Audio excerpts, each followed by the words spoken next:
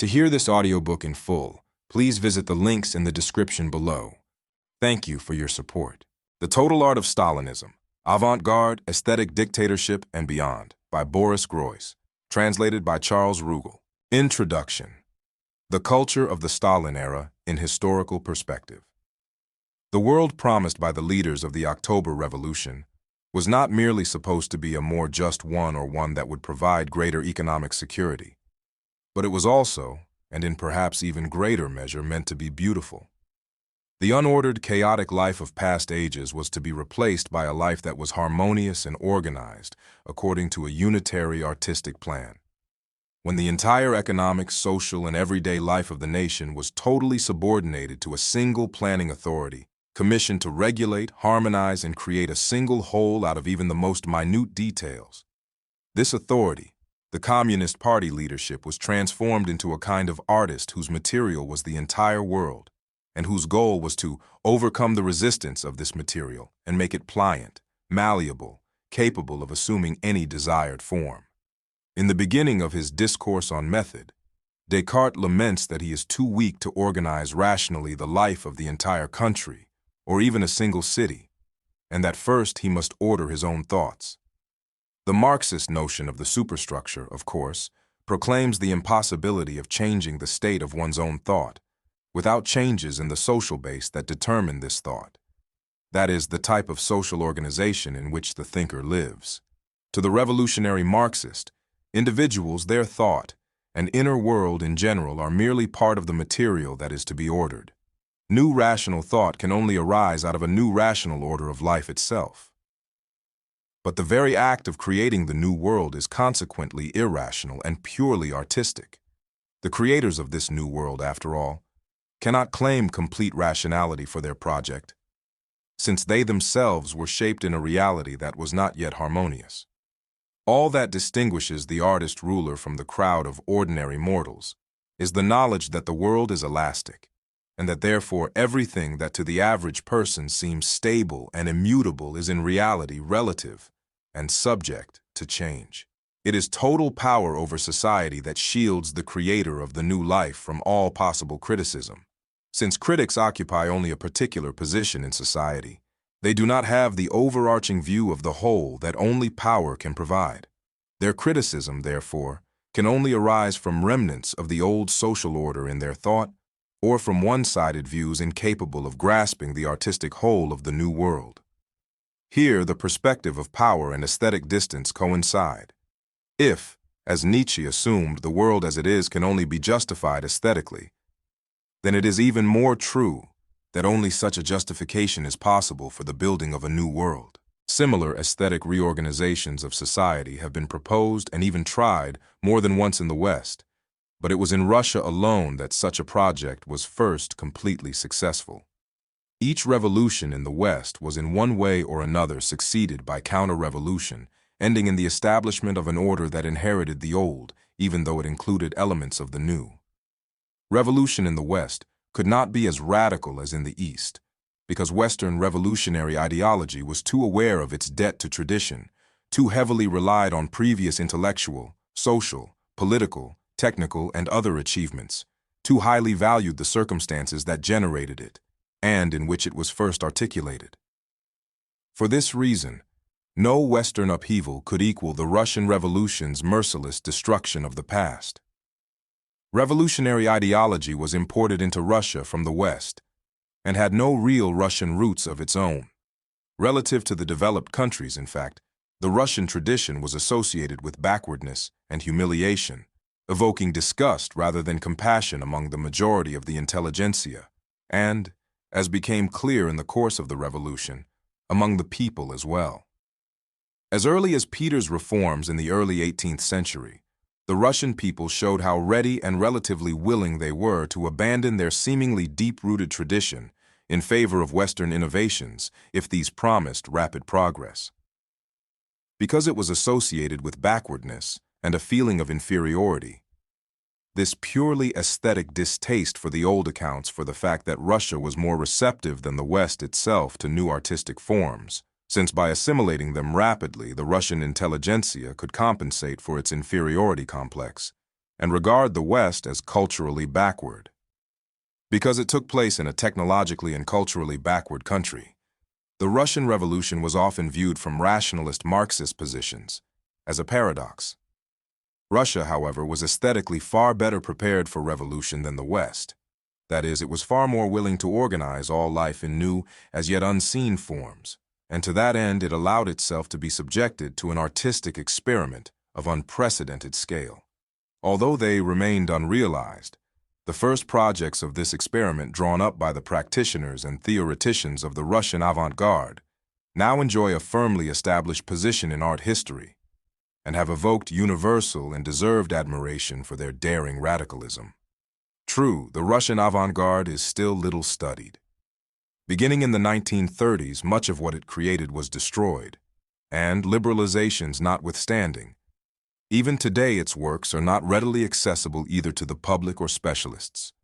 Especially in recent years, and above all through the efforts of Western researchers, however, the avant-garde has become a universally recognized subject of serious research.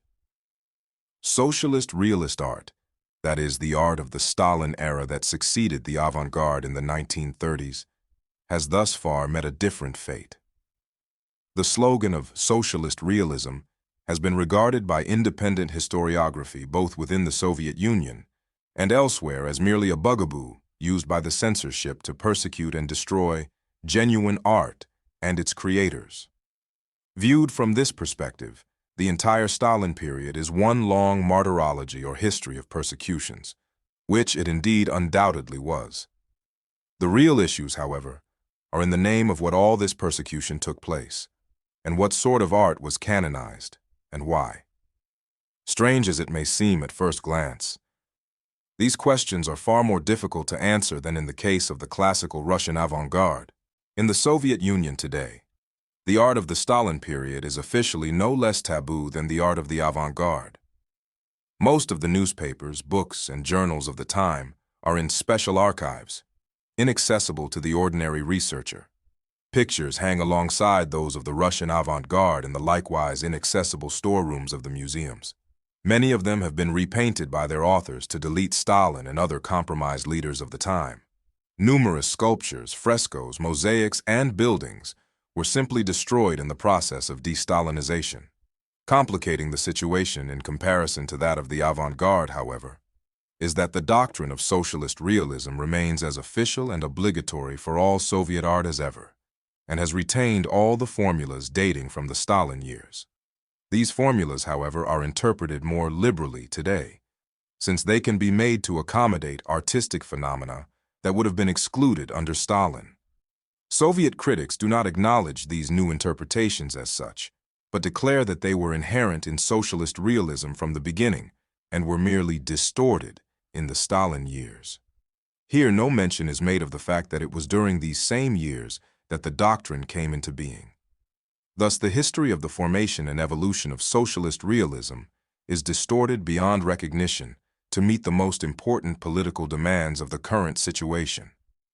Moreover, although the abundance of official literature on the theory of socialist realism may convey the impression that a great deal has been said about it, this entire literature tends less to analyze than to exemplify its mechanisms. Soviet aesthetic theory, as has often been the case with other 20th century artistic movements, is an integral component of socialist realism rather than its meta-description. Quite apart from all these difficulties, however, interest in the aesthetics and practice of socialist realism has been inhibited by a question which, for that matter, also arises in the case of certain other artistic currents in the 1930s and 1940s, such as Nazi art in Germany. Are we really dealing with art here? Is it in fact even morally defensible to consider together with other artistic tendencies these movements, which have served repressive regimes and achieved hegemony through the physical elimination of their opponents? These questions undoubtedly arise out of a rather naive and rosy notion of art that gradually gained currency in 20th century aesthetics. According to this view, art is an activity that is independent of power and seeks to assert the autonomy of the individual and the attendant virtues of individual freedom. Historically, however, art that is universally regarded as good has frequently served to embellish and glorify power. Even more important is the fact that refusal to acknowledge the art of the avant-garde, which made its creators outsiders, by no means implies that these artists consciously aspired to such a position, or that they lacked the will to power. An attentive study of their theory and practice indicates quite the contrary. It is in avant-garde art that we find a direct connection between the will to power and the artistic will to master the material and organize it according to laws dictated by the artists themselves, and this is the source of the conflict between the artist and society. Recognition of the artist by the art historian, the exhibition of works in museums, and so on, indicates that the artist has lost this conflict, and it is at the same time a compensation from the victor, that is, society, that establishes the fact of the defeat once and for all. The victory of the artist, even in an alliance with the power of the state, naturally arouses the indignation of society and the desire to exclude the artist from its pantheon of heroes. Thus, socialist realism, like Nazi art for example, finds itself in the position to which the avant-garde originally aspired outside the museums and art history, and set apart from traditional and socially established cultural norms. This art retains its virulence as such a total alternative, and since the logic of contemporary postmodernist culture no longer recognizes the right of art to be virulent, today it and the avant-garde must both be viewed in their historical perspective. Such historicization, of course, does not mean forgiving this art its sins. On the contrary, it means that we must reflect both upon the supposed absolute innocence of the avant-garde that fell victim to this culture, and upon the irreproachability of the modernist artistic intention as such, of which the 20th century avant-garde is merely one of the most colorful historical manifestations. The myth of the innocent avant-garde also rests upon the rather widespread view that the totalitarian art of the 1930s and 1940s is a simple return to the past, a purely regressive reaction to a new art that was unintelligible to the masses. According to this theory, the emergence of socialist realism reflects the rising hegemony of these masses after the almost complete disappearance of the European-educated intellectual elite amid the terror of the Civil War, emigration, and the persecutions of the 1920s and 1930s. In this interpretation, which appears to be confirmed by the then widespread slogan, "Learn from the classics," socialist realism is simply a reflection of the traditionalist tastes of the masses. The obvious dissimilarity between socialist realist works and their classical models then leads to the assertion that the doctrine is an unsuccessful throwback, simply kitsch, a lapse into barbarity, whereafter the art of socialist realism is serenely relegated to the realm of non-art.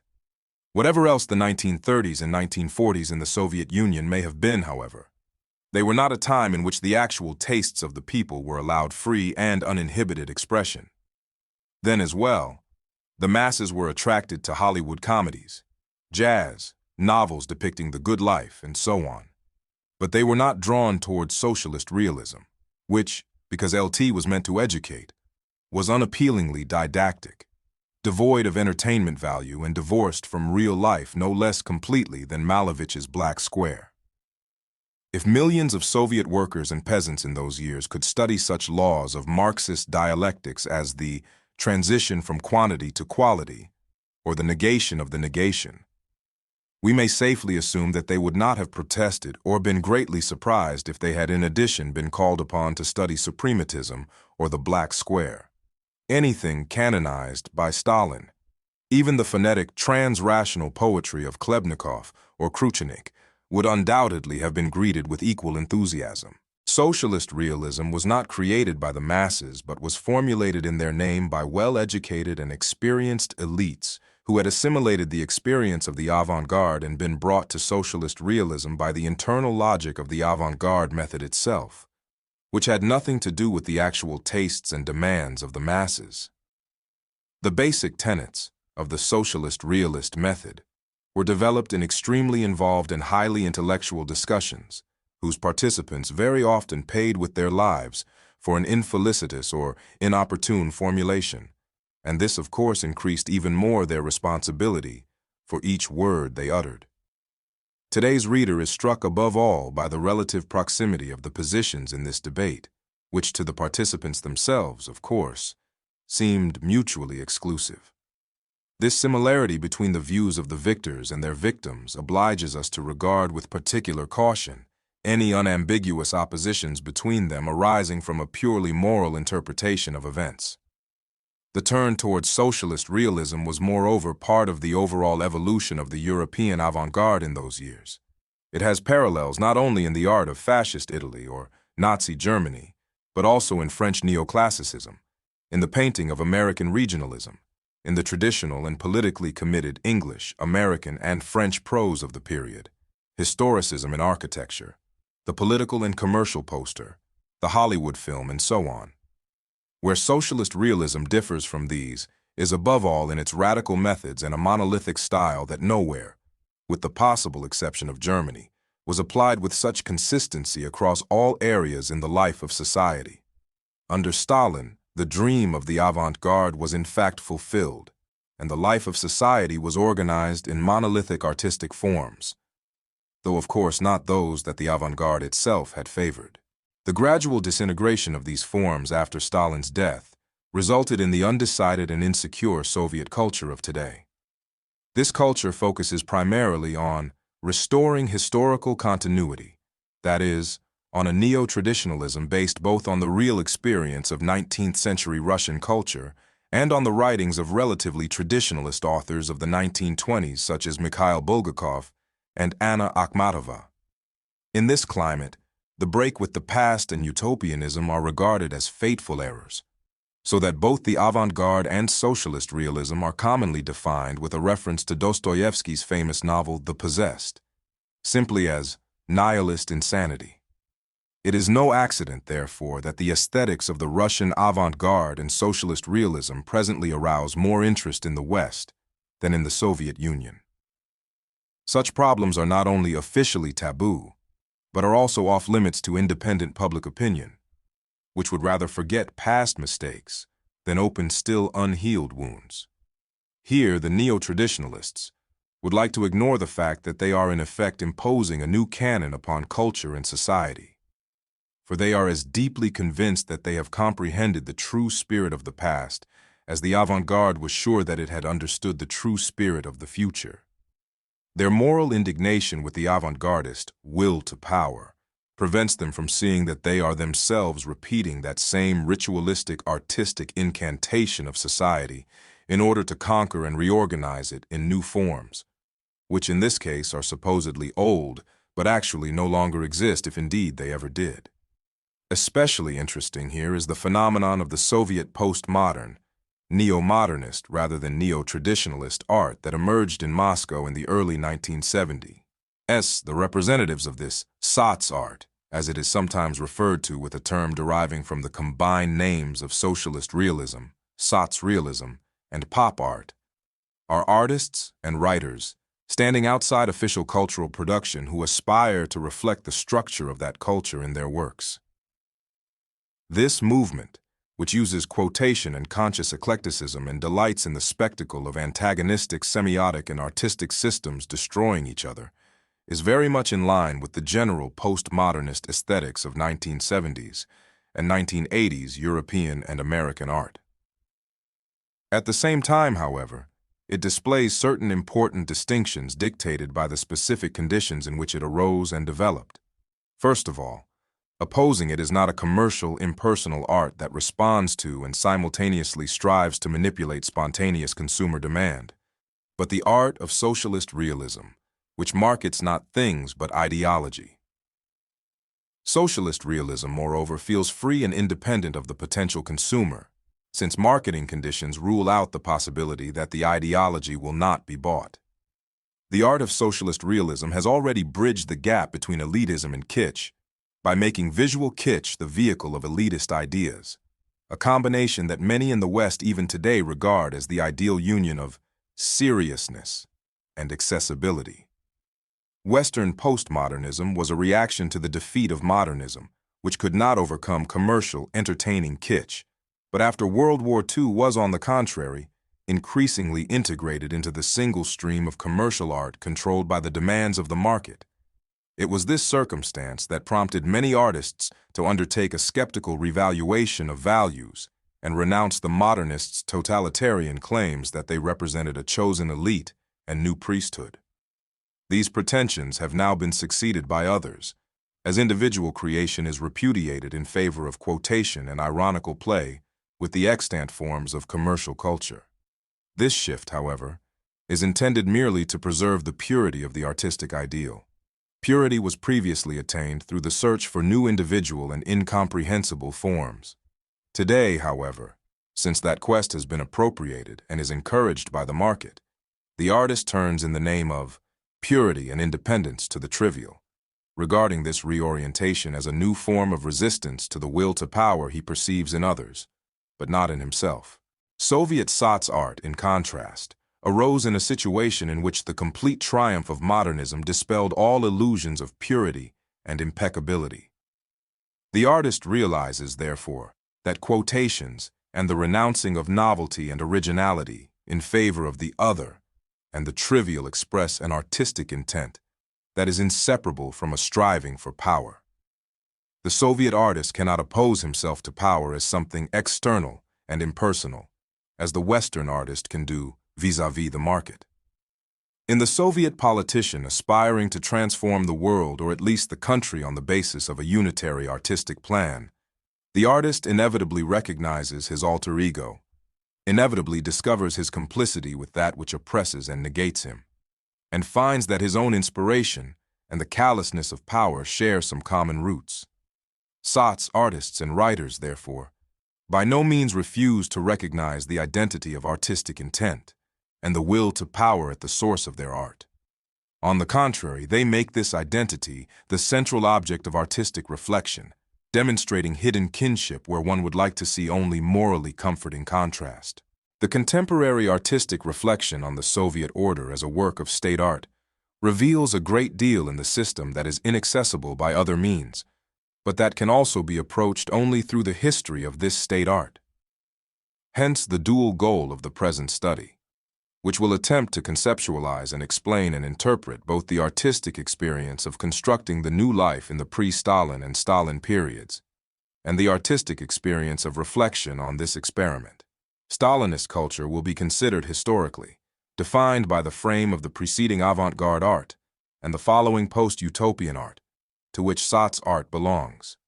By historical consideration, however, I do not mean the sort of detailed chronology of historical facts that has increasingly attracted historians of Soviet culture.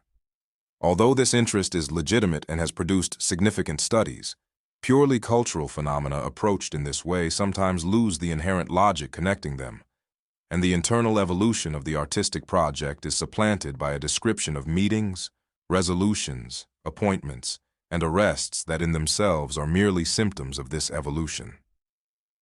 The decisive role of such facts in most historical descriptions of the period reflects the outside observer's fascination with the ceremonies of the centralized Soviet bureaucratic apparatus. These, however, are in fact only a facade concealing real social processes, even if the apparatus outwardly claims that its decisions are of crucial significance to such processes. In the present study, therefore, consideration in the historical context will mean an attempt to establish a conceptual pattern by which the internal evolution of Stalinist culture may be understood. We shall be obliged to take account of the limits of that culture, because it is there that its problems and premises stand out most clearly. What I am proposing, in other words, is a kind of cultural archaeology. Unlike that of Foucault, however, it will attempt to describe not only successive paradigms but also the mechanism of their succession. Because it inevitably involves certain simplifications and generalizations, such an approach would be unacceptable were it not guided by the hope not only that an interpretation of known facts will contribute to understanding them, but also and above all that a novel elucidation of the period will draw attention to things not even considered facts by the usual descriptive method. In this sense, facts will not be neglected but will on the contrary be multiplied. In considering the periods of the avant-garde and socialist realism, I shall be focusing more attention on the artist's self-interpretation than on their already relatively well-known works. In the section devoted to the present, on the other hand, I shall attempt to provide a more detailed presentation of post-utopian artistic practice. My selection of examples may appear rather subjective, although here I have been guided less by personal taste than by the desire to reflect objectively the processes in contemporary Russian culture that I consider most relevant to the problems at hand. I do not rigorously distinguish between authors presently working within and outside the Soviet Union, as under contemporary conditions, and for the writers considered here, such a distinction is not essential. End of introduction. The Total Art of Stalinism, Avant-Garde, Aesthetic Dictatorship, and Beyond, by Boris Groys, translated by Charles Rugel. Chapter 1. The Russian Avant-Garde. The Leap Over Progress. In Russia, as elsewhere, the art of the classical avant-garde is too complex a phenomenon to be wholly embraced by a single formula. But it does not seem an extreme simplification to define its basic spirit in terms of the demand that art move from representing to transforming the world. The readiness of European artists down through the centuries to lovingly copy external reality, their will to ever more perfect mimesis, was based on an adulation of nature as the whole and consummate creation of the one and only God that the artist must imitate if his or her own artistic gift were to approximate the divine.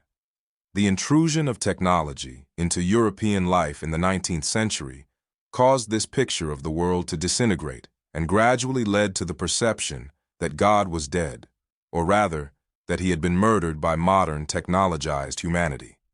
As the world unity guaranteed by the creative will of God disappeared, the horizon of earthly existence opened, revealing beyond the variety of visible forms of this world a black chaos and infinity of possibilities in which everything given, realized, and inherited might at any moment dissolve without a trace. Of the Russian avant-garde, at least, we can state with certainty that its entire artistic practice was a reaction to this most momentous event of modern European history. Contrary to what is often maintained, the Russian avant-garde was far from enthusiastic about technology or inspired by a naive faith in progress. From the outset, it was on the defensive rather than the offensive. Its paramount task was not to destroy, but to neutralize and compensate for the destructive effect of the technological invasion. Earlier unfriendly critics and many sympathetic modern observers who felt they must praise the avant-garde for its demonism were in error when they portrayed it as inspired by a destructive, nihilist spirit or burning with incomprehensible hostility toward everything sacred and dear to the heart. Avant-gardism differed from traditionalism not because it reveled in the ravages wrought by modern technological rationalism, but because it believed that this destruction could not be resisted by traditional methods. If the avant-garde followed Nietzsche's maxim to the effect that what is falling should still be pushed, it was only because it was deeply convinced that the fall could not be broken. The avant-garde regarded the destruction of the divine work of art that had been the world as an accomplished and irreversible fact, whose consequences had to be interpreted as radically as possible if any compensation were to be made for the loss. White humanity. One good example of this avant-garde strategy is the artistic practice of Kazimir Malevich, who in his well-known work on the New Systems in Art, 1919, wrote, "All creation, whether of nature or of the artist or of creative man in general, is a question of constructing a device to overcome our endless progress." Thus, Malevich's avant-gardism is reflected least of all in a desire to be in the vanguard of progress, which he regards as leading nowhere, and therefore as completely meaningless. At the same time, he considers that the only way to stop progress is, as it were, to outstrip it, finding ahead rather than behind it a point of support or line of defense offering an effective shield against it. In order to find something irreducible, extra-spatial, extra-temporal, and extra-historical to hold on to, the process of destruction and reduction must be taken to the very end. This irreducible something was to Malevich the black square, which for a long time became the most famous symbol of the Russian avant-garde. The black square is, so to speak, a transcendental painting, the result of the pictorial reduction of all possible concrete content. In other words, it is a sign for the pure form of contemplation, which presupposes a transcendental rather than an empirical subject. The object of this contemplation is to Malevich nothing, that nothing toward which he felt all progress was moving, which coincided with the primordial substance of the universe, or, in other words, with the pure potentiality of all possible existence that revealed itself beyond any given form. His suprematist paintings, which represent the differentiation of this primordial form of the black square according to purely logical, unearthly laws, describe the non-objective world that exists on a different level than the world of sensual forms. The fundamental thesis of Malevich's aesthetics is the conviction that the combination of these pure, non-objective forms subconsciously determines both the relationship between the subject and all that is seen and the overall situation of the subject in the world. Malevich assumes that in both nature and classical art, the original suprematist elements were in correct, harmonious relationships, although artists did not realize or consciously reflect this fact. The technological invasion destroyed this harmony, making it necessary to reveal these previously subconsciously operating mechanisms in order to learn to control them consciously and attain a new harmony in the new technological world by subjugating it to the single organizing and harmonizing will of the artist. The loss that technology caused the world was thus also to be compensated technologically, and the chaotic character of technological progress would be succeeded by the single total project of reorganizing the entire universe, in which God would be replaced by the artist-analyst. The goal of this total operation was to halt all further development, labor, and creation forever. Arising out of all this is a new, white humanity. The consciousness of white humanity is non-objective, free of all desire to move toward any ideal or concrete salvation. According to Malevich, the spectacle of the non-objective world, that is, the vision of absolute nothingness as the ultimate reality of all things, would cause the prayer to die on the lips of the saint and the sword to fall from the hand of the hero. For this vision consummates history. First of all, however, all art must cease. Malevich writes, "Every form of a spiritual world that is created should be built according to a general, single plan. There are no special rights and liberties for art, religion, or civil life. The loss of these rights and freedoms, however, is not a real loss, since man is originally unfree. He is a part of the universe, and his thought is directed by unconscious stimuli that give rise both to the illusion of inner existence and the illusion of external reality. All aspirations to knowledge are illusory and ridiculous, since they involve an attempt to use thoughts arising from hidden stimuli to study things that also arise from these stimuli, which in both cases necessarily remain hidden. Investigating reality means investigating what does not exist and is incomprehensible. Only the suprematist artist is capable of controlling, modifying, or harmonizing these hidden stimuli, since only he or she knows the laws of pure form.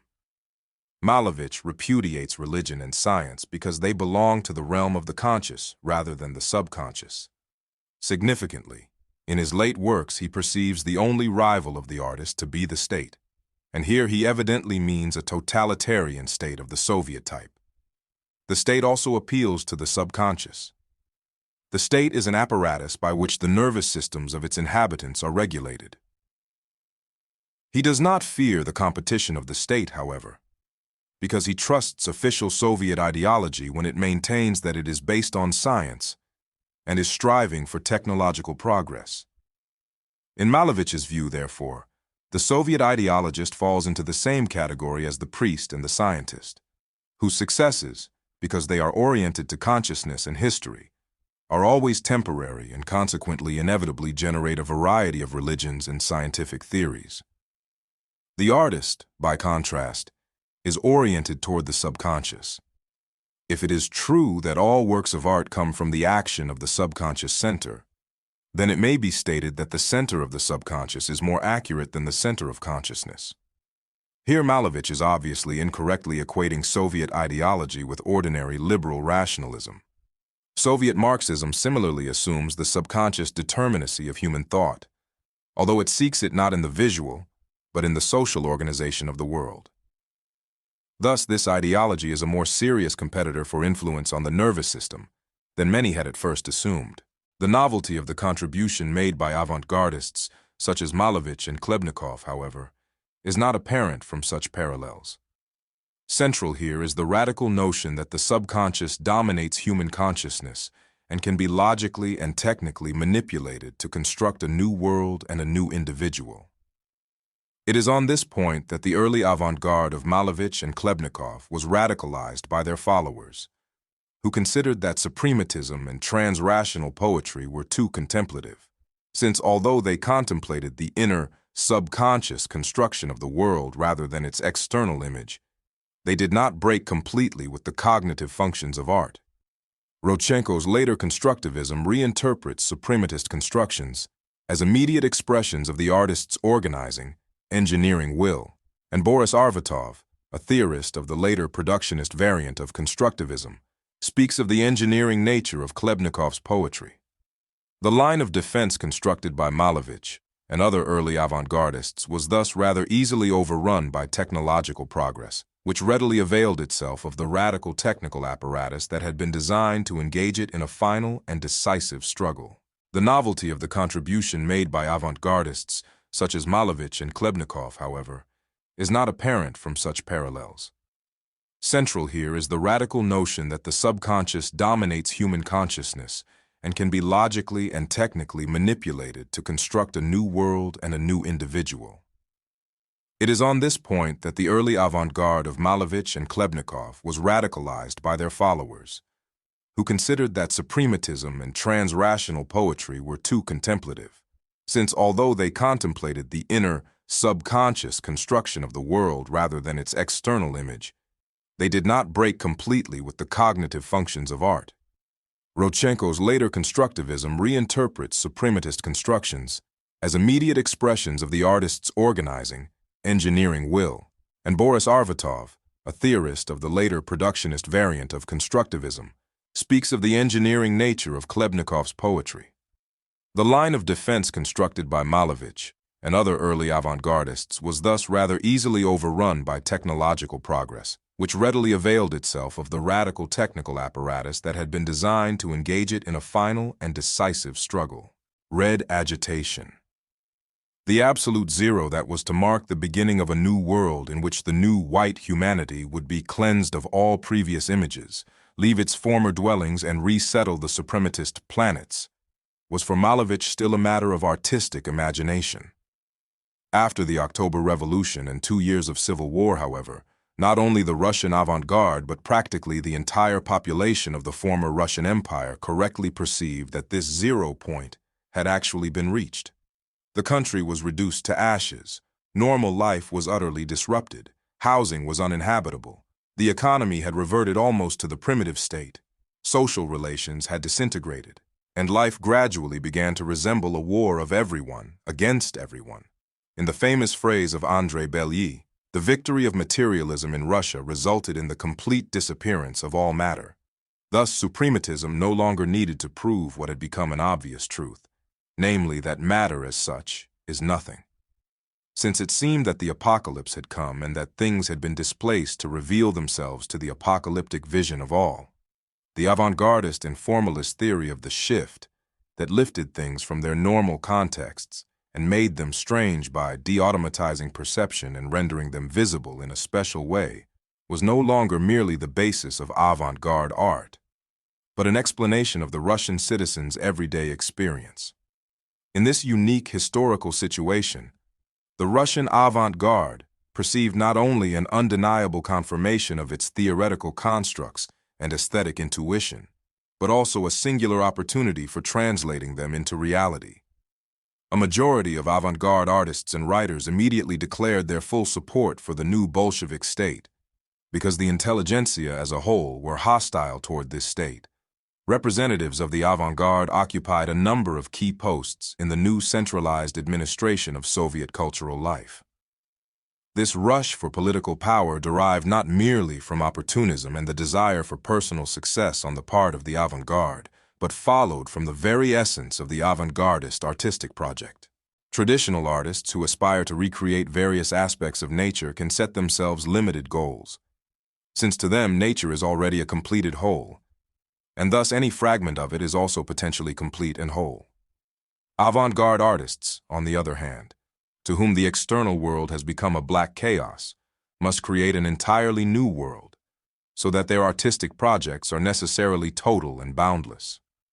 To realize this project, therefore, artists must have absolute power over the world. Above all, total political power that will allow them to enlist all humanity, or at least the population, of a single country in this task. To avant-gardists, reality itself is material for artistic construction, and they therefore naturally demand the same absolute right to dispose of this real material as in the use of materials to realize their artistic intent in a painting, sculpture, or poem. Since the world itself is regarded as material, the demand underlying the modern conception of art for power over the materials implicitly contains the demand for power over the world. This power does not recognize any limitations and cannot be challenged by any other non-artistic authority, since humanity and all human thought, science, traditions, institutions, and so on are declared to be subconsciously, or to put it differently, materially, determined and therefore subject to restructuring according to a unitary artistic plan. By its own internal logic, the artistic project becomes aesthetico-political. Because there are many artists and projects, and only one can be realized, a choice must be made. This decision is in turn not merely artistic but political, since the entire organization of social life is dependent upon it.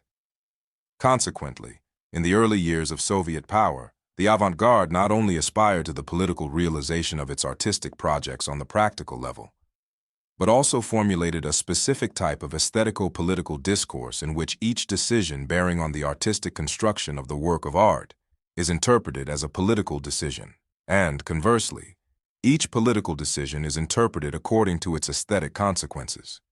It was this type of discourse that subsequently became predominant and in fact led to the destruction of the avant-garde itself. When Rodchenko and his group proposed the new program of constructivism in 1919, however, enthusiasm was still overwhelming, and the avant-garde was convinced that the future was in its hands. Thoroughly renouncing the contemplativeness that to some extent could still be found among the first generation of the avant-garde, Rodchenko, Tatlin, and other constructivists proclaimed the work of art to be a self-sufficient, autonomous thing with no mimetic relationship to external reality. The model for the constructivist work of art became the machine, which moved according to its own laws. True, in contrast to the industrial machine, the artistic machine of the constructivists was, in the beginning at least, not regarded as utilitarian. In accordance with their original formalist aesthetics, it was instead meant to bring out the very material of construction and the constructive nature of the machine itself, the machine of the subconscious, so to speak, that was concealed in the utilitarian machine much as it was latent in the traditional painting that attempted to transmit conscious content. The constructivists themselves regarded their constructions not as self-sufficient works of art, but as models of a new world, a laboratory for developing a unitary plan for conquering the material that was the world. Hence their love of heterogeneous materials and the great variety of their projects, which embraced the most diverse aspects of human activity and attempted to unify them according to a single artistic principle. The constructivists were convinced that it was they, and they alone, who were destined to undertake the aesthetico-political organization of the country. For although they cooperated with the Bolsheviks politically, they were, at bottom, sure of their own intellectual superiority. Initially, they regarded the Bolsheviks as merely a necessary transitional phase, a force that could destroy the old world and harness the country to the creation of the new. For their part, the Bolsheviks did not conceal the fact that they had but a vague idea of how to go about this construction, as no specific methods had as yet been developed by Marxist theory. attempting to secure the broadest possible support from the old intelligentsia. The party, in particular Minister of Culture Anatoly Lunacharsky, was at this time advocating pluralism among artistic currents, and the party leaders, who had been brought up on traditional aesthetics, were more than mildly skeptical toward the new avant-garde art. Lenin candidly admitted that he understood little about art, but that he did like Beethoven's Appassionata Sonata, Chernyshevsky's novel, What Is to Be Done, and the revolutionary song, You Fell the Victims. The Bolsheviks, of course, appreciated the support of the avant-garde, but they were troubled by its dictatorial ambitions, which repulsed the representatives of other currents that were closer to them aesthetically, although usually opposed to them politically. The avant-gardists took this ambivalence on the part of the party as a de facto admission that it was unable to cope with the construction of the new world. They constantly expounded the intimate interrelationship of politics and aesthetics, impressing upon the party the complete opposition between the two currents in art. On the one hand, bourgeois, traditional, counter-revolutionary mimetic art. On the other, the new proletarian revolutionary aesthetics proposing that communism be built as a total work of art that would organize life itself according to a unitary plan. More and more insistently, the artists, poets, writers, and journalists of the avant-garde merged aesthetic and political accusations, openly calling upon the state to repress their opponents. However, as the stability of the Soviet regime became increasingly obvious and broad circles among the initially hostile intelligentsia began to support the Bolsheviks, which of course the latter welcomed, the avant-garde's base began to shrink steadily. The very first years of the new economic policy, NEP, witnessed the emergence of a new art market and a new reader demand among the nascent Nepman bourgeoisie, to whom the avant-garde was alien aesthetically and especially politically. The NEP, that of 1922 rather than the 1930s, marks the beginning of the decline of the avant-garde, which, although it continued to exist on a modest scale, had lost all its influence by the late 1920s. Emerging now were such organizations as AKHRR, the Association of Artists for a Revolutionary Russia, and RAP, the Russian Association of Proletarian Writers, which combined traditional aesthetic devices and the slogan, "Learn from the classics," with avant-garde rhetoric and the tactic of labeling their opponents political counter-revolutionaries, a practice that found increasing official support. During this same period, there also arose groups of rather influential fellow traveler artists and writers, many of whom, particularly in groups like OST, Society of Easel Painters, and Baitai, Objective Reality, in the visual arts were quite young.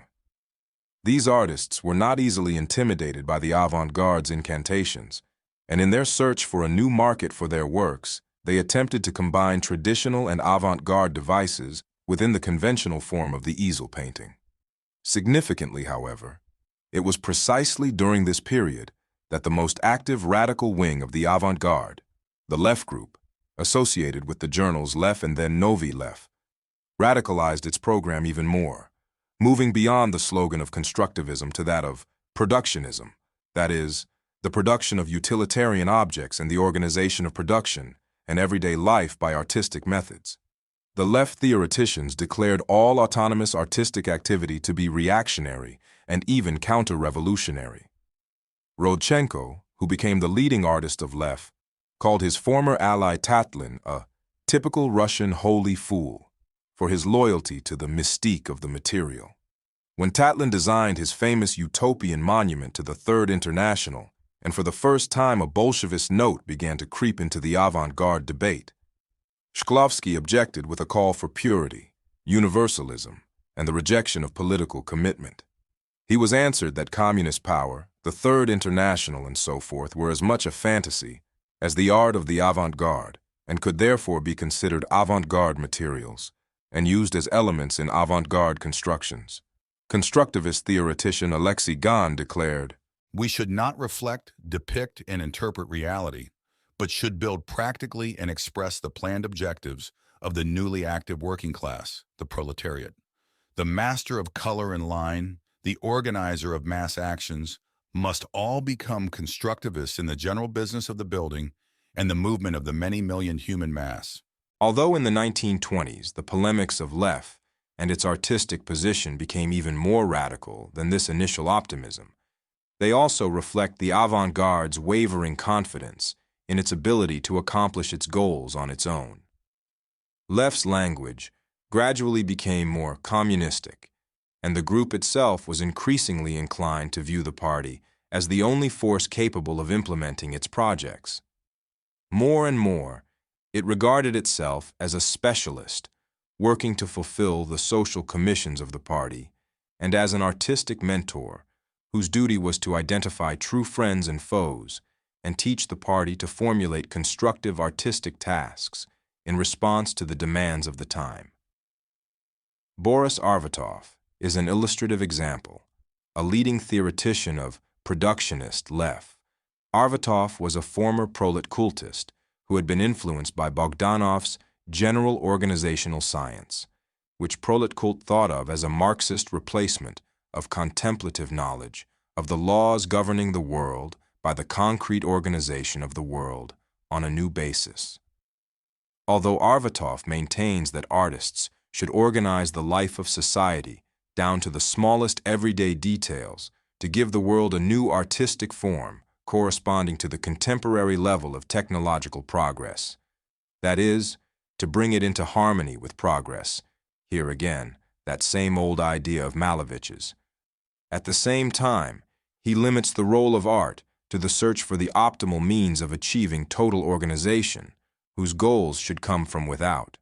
Artists, Arvatov writes, must become the colleagues of scholars, engineers, and administrators. Thus he continues to perceive the goal of art to be the creation of a closed, autonomous, internally organized, self-contained whole that does not refer to anything outside itself, except, perhaps, in the functional sense. That is, Arvatov's notion of the work of art continues to tend toward the traditional avant-garde ideal of the internal combustion engine into which he would like to transform all of society. In Arvatov's theory, however, this ideal has already lost the universal cosmic dimension, typical of Malevich's and Klebnikov's avant-garde, and is instead restricted to the purely social reality controlled by concrete political forces. The main burden of organizational work is transferred to these forces, specifically the Communist Party, and all that remains for the artist is to fulfill limited functions within the framework established by the unitary party command. Proceeding here from its own artistic project, the avant-garde itself renounces its right of preeminence and surrenders the project to the real political power, which is beginning to take over the avant-garde artist's task of drawing up the unitary plan of the new reality. The demand for complete political power that follows from the avant-garde artistic project is in effect now supplanted by the demand that the real political power acknowledge that its project is aesthetic in nature. Arvatov's view of traditional mimetic art is marked by the same dualism. On the one hand, he declares this art a feature of an imperfectly organized society, that is, the result of a failure and an obstacle to the avant-garde project, a morbid phenomenon that testifies to the insufficiently artistic character of life itself. He rejects the contemplative art of Malevich, Kandinsky, and Tatlin on the same grounds. Arvatov writes approvingly of the role of left art in the early years of the revolution. The mask of realism concealed the blackest reactionary desires, the high priests of eternal art who sympathized with the cadets persecuted everyone else. They had to be destroyed, driven out, disarmed. Arvatov is also negative toward the 1920s Renaissance in the visual arts, which he interprets in the usual leftist way as a symptom of the overall cultural reaction associated with NEP.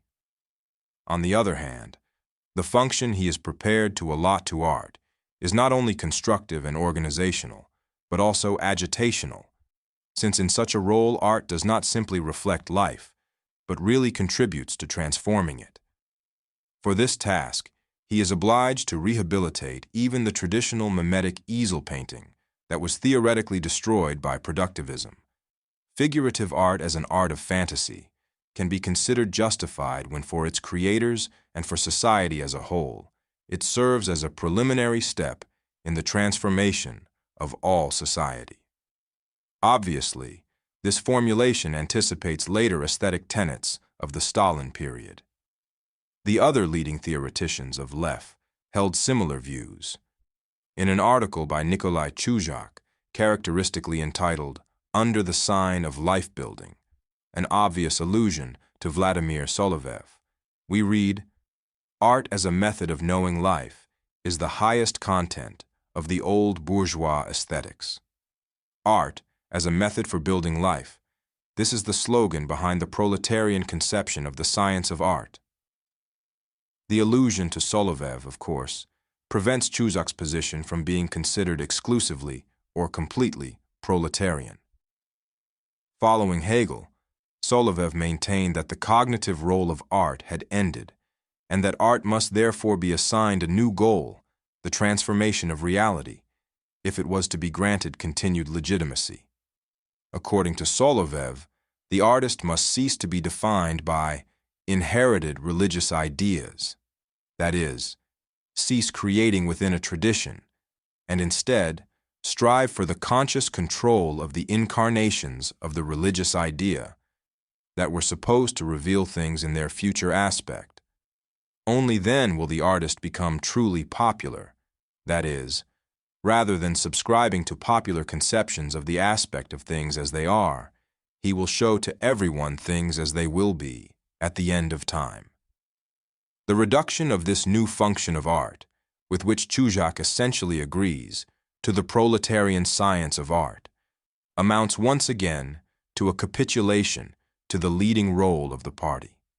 The life-building artist becomes in effect a mere decorator of a reality created by someone else, a role to which Chuzak himself vehemently objects. It was not for nothing that the AKHRR opponents of left maintained that its program was not so very different from that of any Western artist employed by a large corporation, as a designer, in advertising, and so on.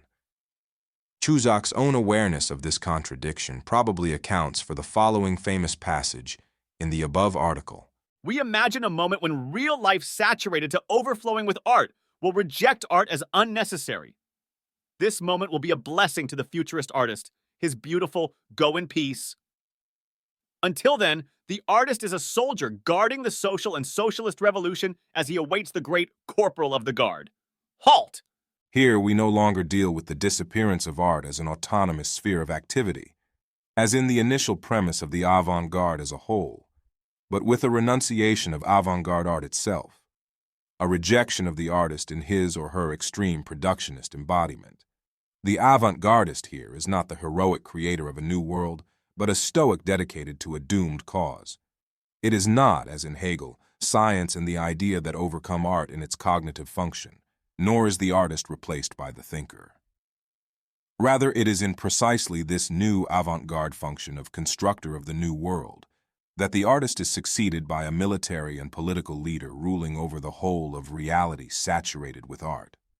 The mystical figure of that great corporal of the guard, soon to be incarnated in the very real figure of Stalin. Here Chuzak points to the inherent limit of the avant-garde artistic project. If the limitations of the mimetic art claiming to provide knowledge of reality were marked by science, which successfully accomplished that project, then the limitations of the life builder's project of total mobilization in the name of beautiful form were marked by military and political power, which not only theorized about mobilization, but mobilized in actual fact. Left's theory was in complete agreement with its artistic practice. Since its artists and writers could not directly influence production or determine real social relations, they concentrated above all on agitation and propaganda. Mayakovsky designed his famous windows for Rosta, the official information agency, and wrote advertisements. Rodchenko painted posters, and many others designed theater sets, clubs, and so on. The avant-garde art in such projects became increasingly figurative, although the artists strove to work with the photograph rather than the easel painting, and the writers aspired toward so-called literature of fact, that is, newspaper materials rather than traditional narrative forms. Newspaper reports on the victories of labor, or photographs of smiling collective farmers and proletarians with their faces turned to the future may have been interpreted as facts and contrasted with the fictive, illusory art of the past. But to the modern observer, at least, a glance at Leff's agitational art reveals that the material with which the group was working was not any immediate manifestation of life, but the product of manipulation and simulation by mass media under the complete control of the party propaganda apparatus.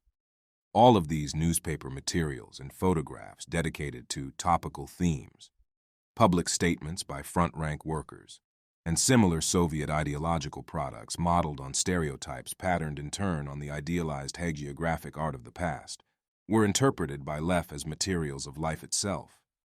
Materials which, although they must be shaped creatively, were raw and primary outside this process. The Achilles heel of avant-garde aesthetics as a whole lies in this failure to understand the mechanisms through which reality is technically processed by the modern means of communication that register it. In part because the artists of Leff enthusiastically shared the underlying ideology and were actively involved in this processing, in both theory and practice, they regarded the photograph and the news article as a means for discovering reality and remained blind to the fact that such forms of information are an ideological operation. The Leff ideologists, therefore, looked down with scorn on the uncultured, reactionary écart, which simply illustrated party decrees with traditional paintings or created tendentious art that claimed no independent aesthetic function. The members of Leff regarded themselves in the spirit of Soloviev as engineers of the world, who overcame the opposition between autonomous and utilitarian art by subordinating their works to a single universal purpose that deprived art of its autonomy, only in the name of something higher than any temporal goal, namely, the transformation of the world as a whole. From the perspective of this synthesis, the art of AKHRR really is a kind of anti-synthesis, an awkward combination of traditional autonomous figurative art and subordination to the crude utilitarian aims of propagating and illustrating the latest party proclamations. The members of Leff considered that it was they instead who were called upon to shape the life and consciousness of the masses through the incarnations of the new communist religion. Despite all their daring experiments with newspaper and advertisement language, Mayakovsky, or the photographic image, Rodchenko. However, Leff's art was rendered secondary by the fact that it was unconsciously dependent on the ideological processing of primary visual and verbal information. Neither the newspaper nor the photograph was questioned as media. In Lev Opoya's terminology, therefore, the sincerity of the servile illustrations of AKHRR allows them to be regarded as a laying bare of the device. In other words, such works revealed the secondary nature of art, including that of Leff, relative to ideology, and its immediate manifestations in the form of party decrees, instructions, and theses. The blindness of the avant-garde in this respect isolated it and led to its dual defeat in the late 1920s. On the one hand, as the state consolidated its power, Leff's aspirations to engage in autonomous life-building distinct from the actual party-led construction of socialism became increasingly anachronistic, inappropriate, and irritating. On the other hand, the moderate fellow-traveler opposition that in many respects set the tone in the 1920s was within the bounds set by the censorship, attempting to use traditional mimetic means to create an image of reality that to some extent diverged from the official one. This fellow-traveler intelligentsia therefore regarded the apologetic art of the avant-garde as totally unacceptable and even dangerous, since in those harsh years avant-gardist accusations of counter-revolutionary form and content could represent a mortal threat. It deserves to be noted that Soviet attitudes toward the avant-garde continue even today to reflect its dual isolation from both the state and the opposition. In the context of the Western Museum, the Russian avant-garde may be highly regarded as one original artistic phenomenon among others, but in the Soviet Union its claims to exclusiveness and its almost realized ambitions to destroy traditional cultural values have not been forgotten. The vindictive state still cannot forgive the avant-garde for competing for the leadership of the transformation of the country, and the no less vindictive opposition cannot forgive it for persecuting its realist opponents. Aside from a few enthusiasts gravitating toward the West and Western scholarly notions, therefore, even today the resurrection of the avant-garde is universally regarded as unnecessary and undesirable. Bulgakov, Akhmatova, Pasternak, and Mandelstam, all of whom contrasted their traditional conception of the writer to the new propaganda apparatus, are being canonized everywhere, but Lev is usually remembered as a shameful disease that has fortunately been cured and is best not mentioned in public. History teaches us that this situation may and even probably will change, but it is at present impossible to predict when and how that might happen. The fears Malevich expressed to the constructivists in many of his later writings generally came to pass. The quest for perfection through technology and agitation made them prisoners of the time and led them into a blind alley, since such a search is equivalent to the founding of a new church, and since all churches are ephemeral and doomed to extinction when faith in them disappears. As to his own art, Malevich assumed, on the contrary, that because it arose out of nothing, out of the all-negating material infinity and non-objectivity of the world, it transcended all beliefs and ideologies. Yet the very name of his artistic principle, suprematism, or the doctrine of the highest, indicates that he himself was not free of the idea of perfection for which he reproached others. He himself programmed the defeat of the avant-garde when he made the artist a ruler and demiurge rather than an observer. For Malevich, as for Klebnikov, of course, contemplation and domination still constitute a unity. They still contain a living faith in the magic of the image and the word, which, like Plato's idea or the truth of the 17th century rationalists, would the moment they appeared peaceably subdue entire peoples and grant absolute power over the enchanted world. In this sense, Malevich's position is truly supreme, for it marks the greatest possible faith of the Creator in his creation. This high point, however, was soon passed, and restructuring of the old life began to be forced upon those who were prevented by the remnants of the past in their thought from absorbing the truth of the new mystical revelations. Before the people could gain access to the supreme truths of the new ideology, their consciousness would have to be transformed through changes in the base, the subconscious, and the conditions of existence. End of Chapter 1. To hear this audiobook in full, please visit the links in the description below. Thank you for your support.